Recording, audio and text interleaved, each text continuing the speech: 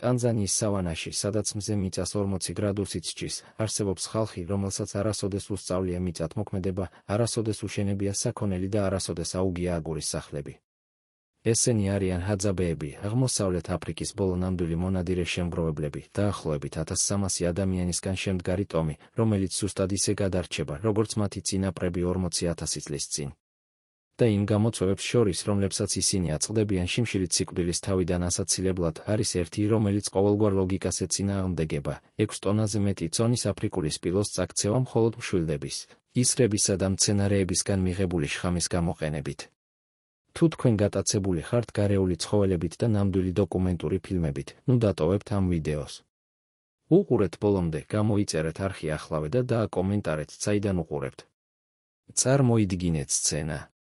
ჰაძაბეს ზრდასრული მამაკაცი საშუალოდ 60 კილოგრამს იწონის. სავანის აფრიკული მამალი სპილო შეიძლება 6900 კილოგრამს აჭარბებდეს. თანაფარდობა მტაცებელსა და მსხვერპლს შორის არის 1-დან 115-მდე. ეს იმის ექვივალენტი იქნებოდა, რომ თანამედროვე ადამიანმა სცადოს ნადირობა 2 ერთმანეთზე დადგმულ სასკოლო ავტობუსის ზომის არსებაზე, მხოლოდ წვეტიანი ჯოხის გამოყენებით. ჰაძაბეს ის არის, რომელიც დამზადებულია ხისგან და აქვს ლითონის წვერი, ნაჭედი მეზობელი დატოგას ტომის მჭედლების მიერ, 100 გრამზე ნაკლებს იწონის. მხოლოდ სპილოს თავის ქალა 52 კილოგრამს იწონის და დაცულია ფიჭისებრი ძვლის სტრუქტურით, რომელიც შთანთქავს დარტყმებს. ცხოველის კანის სხეულის გარკვეულ ნაწილებში 2,5 სანტიმეტრ სისქეს აღწევს. მაგრამ ჰაძაბეები არ არიან დამოკიდებულნი უხეშ ძალაზე. ისინი დამოკიდებულნი არიან ქიმიაზე. ამ ნადირობის ისტორია ცხოველთან დაპირისპირებამდე ბევრად ადრე იწყება. ის იწყება ეიასის ტბის ნაპირებთან, მარილიანი წყლის სარკესთან, რომელიც 1050 კვადრატულ კილომეტრზეა გადაჭიმული რიფტის ველის ფსკერზე, სერენგეთის ეროვნული პარკის სამხრეთით. ეს არის პრეტენზიული ტბა, რომელიც ივსება და შრება სეზონების მიხედვით, ზოგჯერ იმდენად არაღრმა, რომ ჰაძაბეები მას ფეხით კვეთენ. მშრალ სეზონზე წყალი უკან იხევს და ტოვებს თეთრი მარილის ვაკეებს, რომლებიც მზეს გაპრიალებული ლითონივით ირეკლავს. წვიმიან სეზონზე მის ნაპირებს ფლამინგოები და პელიკანები იკავებენ. სწორედ ამ არაპროგნოზირებად ეკოსისტემაში, დაგრეხილი აკაციებით, უძველესი ბაობაბებითა და ეკლიანი ბუჩქებით გარშემორტყმულში, ცხოვრობენ ჰაძაბეები სულ მცირე 10,000 წლის განმავლობაში.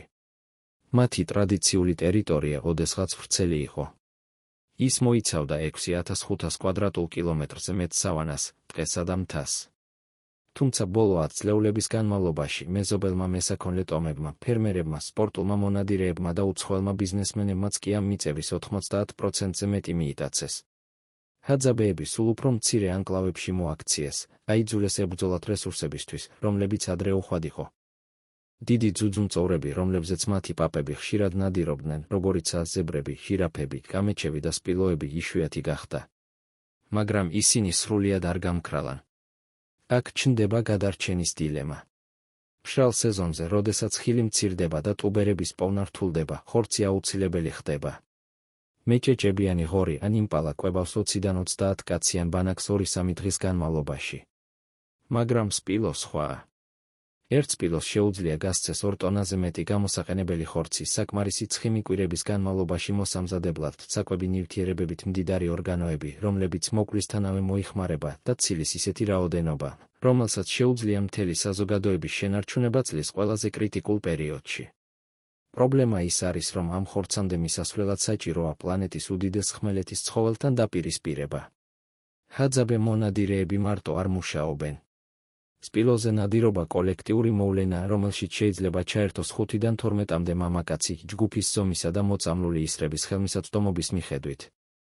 მომზადება იწყება დღეებით ადრე, ზოგჯერ კვირებითაც. პირველ რიგში საჭიროა დარწმუნება, რომ შხამი მზად არის. შხამი, რომელსაც ჰაძაბეები ყველაზე ხშირად იყენებენ, მოდის მცენარისგან, რომელსაც ეწოდება უდაბნოს ვარდი, მეცნიერულად ცნობილი როგორც ედინია მობასამ. ეს მცენარე, თავისი მკვეთრი ვარდისფერი ყვავილებითა და წყლით სავსე ბოლქვისებრი ღეროთი, იზრდება ეიასის ტბის სამხრეთ-აღმოსავლეთ სანაპიროსთან მდებარე კლდოვან კუნძულებზე. ჰაძაბეები იქ სპეციალურად მისი წვენის შესაგროვებლად მიდიან. მცენარე შეიცავს კარდიულ გლიკოზიდებს, ქიმიურ ნაერთებს, რომლებიც ცხოველის სისხლში მოხვედრისას იწვევენ გულის არითმიას, კუნთების პროგრესირებად დამბლას და საბოლოოდ, გულის გაჩერებას. Წვენს იღებენ ტოტებიდან და ღეროდან, ადუღებენ მისი ძალის კონცენტრირებისთვის და აქცევენ შავ, წებოვან პასტად, რომელიც ისრის წვერებზე დაიტანება. ამ პროცესში არის სასტიკი ირონია. შხამი, რომელიც კლავს სპილოს, უვნებელია ადამიანებისთვის, რომლებიც მოგვიანებით მის ხორცს ჭამენ. კარდიული გლიკოზიდები ნადგურდება მომზადების სითბოთი და არ შეიწოვება საჭმლის მომნელებელი სისტემის მიერ გადაღლაპვისას. ისინი მოქმედებენ მხოლოდ მაშინ, როდესაც პირდაპირ სისხლში ხვდებიან. ეს ნიშნავს, რომ ჰაძაბეებს შეუძლიათ მოწამლონ თავიანთი ისრები, მოკლან ცხოველი, შეცვან ხორცი ცეცხლზე და მიირთვან იგი ყოველგვარი ინტოქსიკაციის რისკის გარეშე. ეს არის ბიოქიმიური დახვეწილობა, რომელიც შემუშავებულია ათასობით წლის განმავლობაში ცდისა და შეცდომის გზით. მაგრამ მხოლოდ შხამი არ არის საკმარისი. დაფიქრდით სიტუაციაზე. მოწამლულმა ის არ უნდა შეაღწიოს სპილოს კანში, გაიაროს კანქვეშა ცხიმის ფენა, მოხვდეს სისხლძარღვში ან კარგად მომარაგებულ კუნთში და შეიყვანოს ტოქსინი სისხლის მიმოქცევაში. თუ ის არის მხოლოდ კანის ზედაპირს გაკაწრავს, შხამი არ იმოქმედებს. თუ ის მოხვდება ისეთ ადგილას, სადაც სისხლის მიმოქცევა მცირეა, მაგალითად, ზურგის სქელტყავში, აბსორბცია ძალიან ნელი იქნება და ცხოველმა შეიძლება ათეულობით კილომეტრი გაიაროს, სანამ რაიმე სიმპტომს იგრძნობს. ჰაძაბეებმა ეს იციან. ამიტომ ისინი კონკრეტულ წერტილებს უმიზნებენ. გამოცდილი მონადირეები ასწავლიან ახალგაზრდებს, რომ სპილოს ყველაზე მოწყვლადი ადგილებია ის, სადაც კანი უფრო თხელია და სისხლძარღვების ზედაპირთან ახლოსაა, ყურების უკანა არე, წინა ფეხების შიდა ნაწილი, კისრის გვერდითი ნაწილი და მუცელი. ნებისმიერ ამ არეში მოხვედრა მკვეთრად ზრდის შხამის სწრაფი აბსორბციის შანსებს.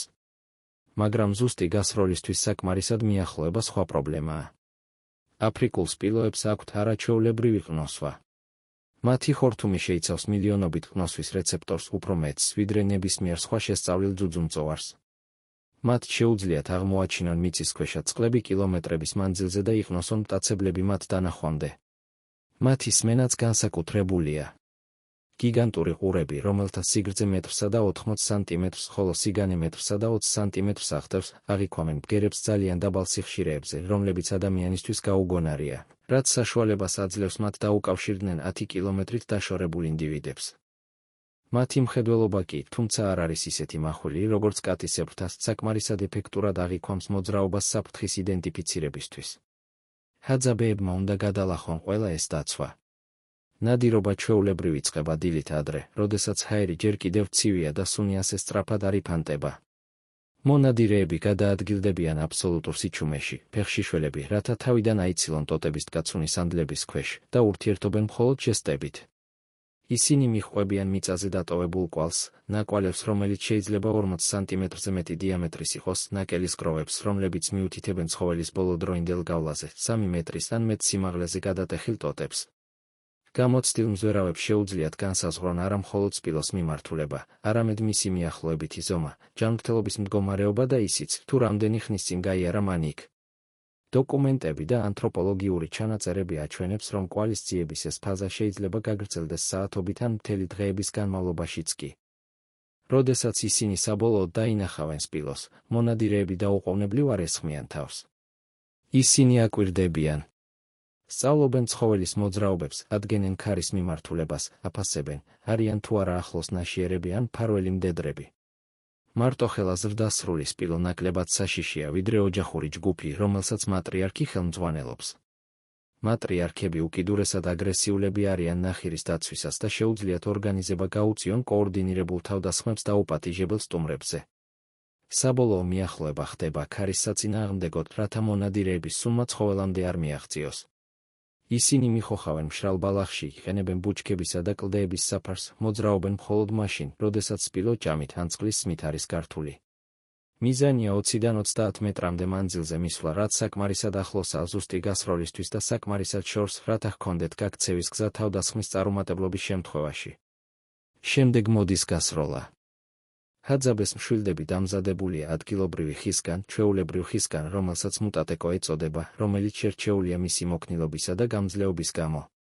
ეს არის მარტივი მშვილდები, თანამედროვე მექანიზმების გარეშე, რომელთა დაჭიმის ძალამ შეიძლება 45 კილოგრამს მიაღწიოს. ყველაზე ძლიერ მონადირეებს შეუძლიათ გამოიყენონ მშვილდები 100 ფუნტამდე დაჭიმით, რაც 45 კილოგრამი ძალის ექვივალენტია, რომელიც საჭიროა ლარის გამოსაკაჩად გასროლის პოზიციამდე. ისრები საგულდაგულოდ არის დაბალანსებული ხის ტარებით, რომლებიც თავად მონადირეების კბილებით არის გასწორებული და ფრთებით შემოსილი ფრენის სტაბილიზაციისთვის. პირველი გასროლა იშვიათად კლავს. ძლიერი შხამითაც კი, სუსტი მიზნითაც კი, სპილომყისიერად არ ეცემა. ის, რაც ხდება, არის დევნის დასაწყისი, რომელიც შეიძლება გაგრძელდეს რამდენიმე საათიდან რამდენიმე დღემდე. ცხოველი დაჭრილი და მის სისტემაში მოცირკული ტოქსინით გარბის. მონადირეები მიჰყვებიან, ინარჩუნებენ უსაფრთხო დისტანციას, აკვირდებიან ნიშნებს, რომ შხამი მოქმედებს. პირველი სიმპტომები მოიცავს ჭარბ ნერწყვდენას, ხანდახან ბორციქს, კოორდინაციის დარღვევას. როდესაც კარდიული გლიკოზიდები წყვეტენ გულის ნორმალურ ელექტრულ აქტივობას, სპილო იწყებს ფეხებში სისუსტის გამოვლენას, უჭირს წონასწორობის შენარჩუნება, უხშირდება სუნთქვა. ლოდინი ყველაზე რთული ნაწილია. მონადირეებმა უნდა შეინარჩუნონ ვიზუალური კონტაქტი ან ყოველ შემთხვევაში მიჰყვნენ ნაკვალევს გზის დაკარგვის გარეშე.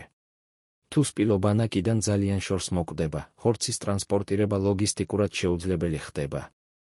თუ ის მოკვდება ლომების ან აფთრების მიერ ხშირად მონახულებულ ადგილთან ახლოს, მტაცებლებმა შეიძლება დაეპატრონონ ლეშს ადამიანების მისვლამდე.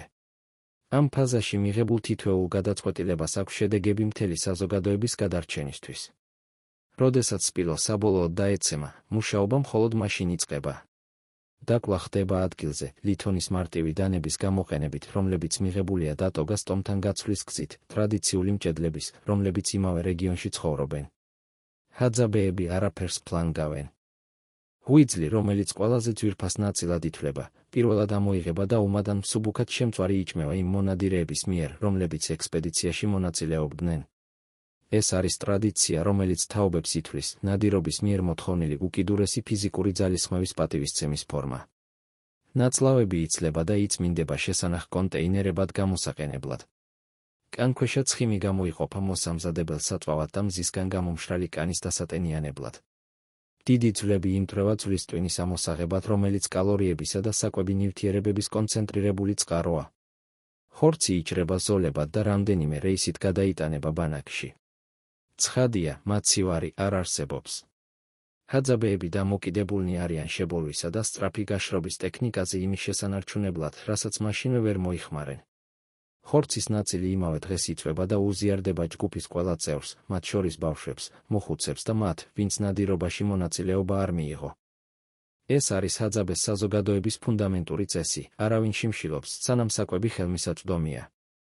არ არსებობენ ბელადები, არ არსებობს ფორმალური იერარქიები, არ არსებობს ექსკლუზიური საკუთრება კვების რესურსებზე. ის, რაც მონადირეს მოაქვს, ყველას ეკუთვნის. დაფიქრდით ამაზე. საზოგადოებაში, სადაც ფულადი ეკონომიკა არ არსებობს, სადაც არ არის ხელფასები, კონტრაქტები ან საბანკო ანგარიშები, ერთადერთი ვალუტა არის ნდობა. მონადირე, რომელიც ხორცის გაზიარებაზე უარს იტყოდა, სოციალურად გარიყული იქნებოდა, ვერ შეძლებდა სხვების დახმარების იმედი ჰქონოდა, როდესაც თავად დასჭირდებოდა. სისტემა მუშაობს, რადგან ურთიერთგაგება გარდაუვალია. მომავალ კვირას, მომავალ მშრალ სეზონზე სხვა მონადირე იქნება ის, ვინც მსხვერპლს მოიყვანს, და ის, ვინც დღეს მიიღო, ვალდებული იქნება გასცეს. მაგრამ სპილოზე ნადირობა უფრო მეც ნიშნავს, ვიდრე საკვებით გადარჩენას. ეს წარმოადგენს კულტურული იდენტობის შენარჩუნებას, რომელიც საგანგაშო სიჩქარით ქრება. დღეს არსებული 1300 ჰაძაბედან მხოლოდ 300 ცხოვრობს ექსკლუზიურად ტრადიციული ცხოვრების წესით. დანარჩენები შთანთქა ტურიზმმა, მეზობელი სოფლების არაფორმალურმა ეკონომიკამ, ან უბრალოდ მიატოვეს წინაპრების პრაქტიკა ტერიტორიის არქონის გამო, სადაც მათ განახორციელებდნენ. ტანზანიის მთავრობა აღიარებს ჰაძაბეებს, როგორც ერთ-ერთ ეთნიკურ ჯგუფს, რომელსაც აქვს უფლება ინადიროს საარსებო წყაროსთვის სპეციალური ლიცენზიის გარეშე. ეს არის აღიარება იმისა, რომ მათი ცხოვრების წესი წინ უსწრებს ეროვნულ საზღვრებს, კონსერვაციის კანონებს და თავად მიწის საკუთრების იდეას. სტენფორდის უნივერსიტეტისა და სხვა ინსტიტუტების მკვლევარებმა წლები გაატარეს ჰაძაბეების შესწავლაში, არა მხოლოდ მათი ნადირობის მეთოდების, არამედ მათი ჯანმრთელობისაც. შედეგებმა არაჩვეულებრივი რამ გამოავლინა. ჰაძაბეების ნაწლავის მიკრობიომა, ტრილიონობით ბაქტერიის საზოგადოება, რომელიც ცხოვრობს საჭმლის მომნელებელ სისტემაში და გავლენას ახდენს ყველაფერზე, მონელებიდან დაწყებული იმუნური სისტემითა და განწყობით დამთავრებული, მკვეთრად განსხვავდება ინდუსტრიულ საზოგადოებებში მცხოვრები ადამიანების მიკრობიომისგან. ციფრები ბევრის მთქმელია.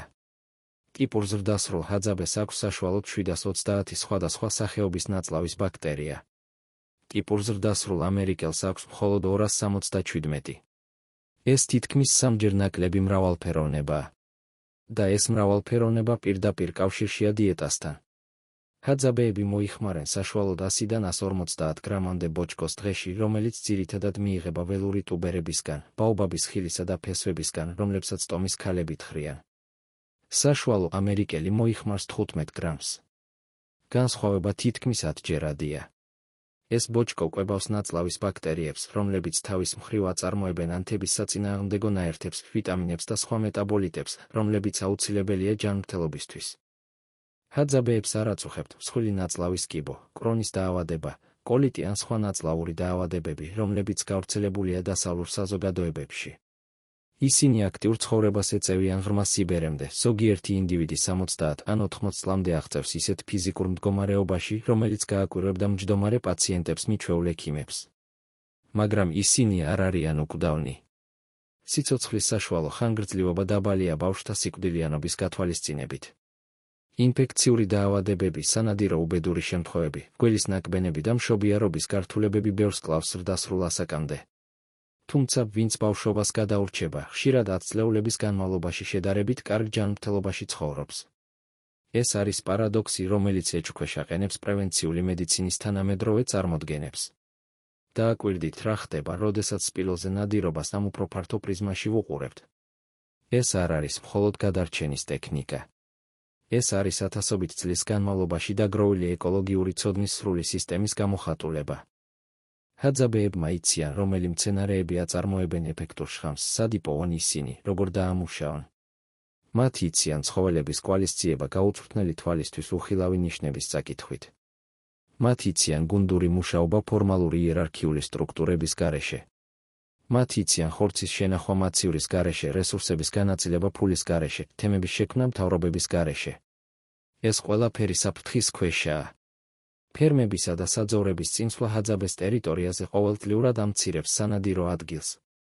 დიდი ზომის ცხოველები უფრო იშვიათი ხდება. წყლის წყაროებს მონოპოლიზებას უკეთებენ მეზობელი ტომების კუთვნილი საქონლის ნახირები. 2007 წელს ადგილობრივმა მთავრობამ ჰაძაბეს 6500 კვადრატული კილომეტრი მიწაც კი იჯარით გასცა აბუ-დაბის სამეფო ოჯახზე კერძო სანადირო ნაკრძალად გამოსაყენებლად. ჰაძაბეები გააძევეს, ზოგიერთები დააპატიმრეს წინააღმდეგობის გაწევის გამო. საერთაშორისო ზეწოლამ აიძულა შეთანხმების გაუქმება, მაგრამ პრეცედენტი დადგინდა, მათი უფლებები მიწაზე მყიფეა. 2011 წელს 700 ჰაძაბესგან შემდგარმა თემმა საბოლოოდ მიიღო ფორმალური საკუთრების დამადასტურებელი საბუთები 20,000 ჰექტარ ტერიტორიაზე. ეს იყო პირველი შემთხვევა, როდესაც ტანზანიის მთავრობამ ოფიციალურად აღიარა უმცირესობის ტომის მიწის უფლებები. ჰაძაბეებმა ეს იზეიმეს, მაგრამ იცოდნენ, რომ ეს იყო მხოლოდ მცირე ნაწილი იმისა, რასაც მათი წინაპრები ფლობდნენ. სპილოზე ნადირობა ამ კონტექსტში არ არის მხოლოდ კვება. ეს არის წინააღმდეგობა. ეს არის მტკიცება იმისა, რომ ცხოვრების წესს შეუძლია გადარჩეს ყველა იმ ძალის მიუხედავად, რომელიც მის განადგურებას ცდილობს. ყოველ ჯერზე, როდესაც ჰაძაბე მონადირეების ჯგუფი აგდებს სპილოს ასობით თაობის განმავლობაში ზეპირად გადაცემული ტექნიკის გამოყენებით, ისინი ამტკიცებენ, რომ წინაპრების ცოდნა კვლავ მუშაობს, რომ მცენარეების ქიმია კვლავ კლავს, რომ მოთმინება კვლავ ამარცხებს უხეშ ძალას. და შესაძლოა ეს არის ყველაზე შთამბეჭდავი ყველაფერში. არა ფიზიკური მიღწევა 6 ტონიანი ცხოველის მოკვლის ახის ისრებით. არა შხამის ბიოქიმიური დახვეწილობა. არა ლოგისტიკა კვალისწიების, დევნისა და ტონობით ხორცის ტრანსპორტირებისა სავანაში თანამედროვე მანქანებისა და აღჭურვილობის გარეშე. ყველაზე შთამბეჭდავი არის შეუპოვრობა. ჰაძაბეებს შეეძლოთ მიეტოვებინათ ეს ცხოვრების წესი 10 წლეულების წინ. შეეძლოთ ინტეგრირებულიყვნენ მეზობელ სასოფლო-სამეურნეო სოფლებში, ესწავლათ სიმინდის დარგვა, მოეშენებინათ თხები, გაეყიდათ ხელნაკეთობები ტურისტებისთვის. ზოგიერთმა ეს გააკეთა. მაგრამ გამძლე ბირთვი აგრძელებს ცხოვრებას ისე, როგორც მათი წინაპრები ცხოვრობდნენ, როდესაც პირველი ევროპელები ჩავიდნენ რეგიონში მე-19 საუკუნის ბოლოს და იპოვეს ხალხი, რომელიც იქ უკვე უთვალავი თაობის განმავლობაში იმყოფებოდა. გერმანელი ანთროპოლოგები, რომლებმაც პირველად აღწერეს ჰაძაბეები, გაოცებულნი დარჩნენ მათი უარით სოფლის მეურნეობის მიღებაზე. მისიონერები ცდილობდნენ მათ მოქცევას ქრისტიანობაზე და მჯდომარე ცხოვრებაზე 1927-ში, 1939-ში და 1965-ში. ყველა მცდელობა ჩაიშალა. ჰაძაბეები უბრალოდ ბრუნდებოდნენ ტყეში, როდესაც მისიონერები მათ თავს ანებებდნენ. ამ სიჯიუტეს აქვს ფასი. დასახლებების დაავადებებმა, განსაკუთრებით ბავშვებზე მოქმედმა, ბევრი მოკლა იმ პერიოდებში, როდესაც ისინი იძულებულნი იყვნენ ეცხოვრათ ფიქსირებულ სოფლებში. ჰაძაბეებმა მტკივნეული გამოცდილებით ისწავლეს, რომ მათი იმუნური სისტემა ადაპტირებული იყო მომთაბარე ცხოვრებაზე და არა მჯდომარე ცხოვრებაზე. განსახლების ბანაკები სასიკვდილო ხაფანგებად იქცა. როდესაც არჩევანი ჰქონდათ, გარბოდნენ. ჯერ კიდევ გარბიან. ჯგუფები, რომლებიც ტურისტული მარშრუტებისა და სასოფლო-სამეურნეო სოფლებისგან ყველაზე შორს ცხოვრობენ, ყველაზე ტრადიციულები, ყველაზე ჯანმრთელები და გარეზე წოლისადმი ყველაზე მდგრადები არიან. ისინი აგრძელებენ გაღვიძებას განთიადზე სანადიროდ, აგრძელებენ ცხოველების კვალის მიდევნებას სავანაში, აგრძელებენ ისრების მოწამლას ედნიემდის წვენით, აგრძელებენ ხორცის გაზიარებას ჯგუფის ყველა წევრთან. და ხანდახან, როდესაც პირობები ხელსაყრელია, როდესაც ნაკვალევის სწორი მიმართულებით მიუთითებს, როდესაც ქარი სასარგებლოდ უბერავს და შხამი ძლიერია, ისინი მაინც აგდებენ სპილოებს. 6 ტონა კუნთი, ძვალი და კანი.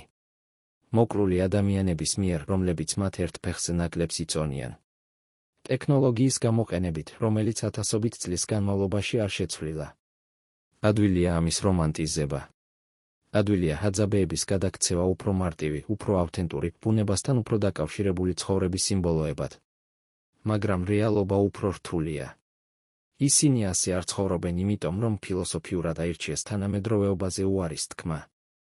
ისინი ასე ცხოვრობენ იმიტომ, რომ ეს არის ის, რაც მათთვის მუშაობს, იმიტომ, რომ ეს არის ის, რისი კეთებაც იციან, იმიტომ, რომ ეს არის არსებობის ერთადერთი ფორმა, რომელსაც აზრი აქვს იმ გარემოში, სადაც ისინი დაიბადნენ.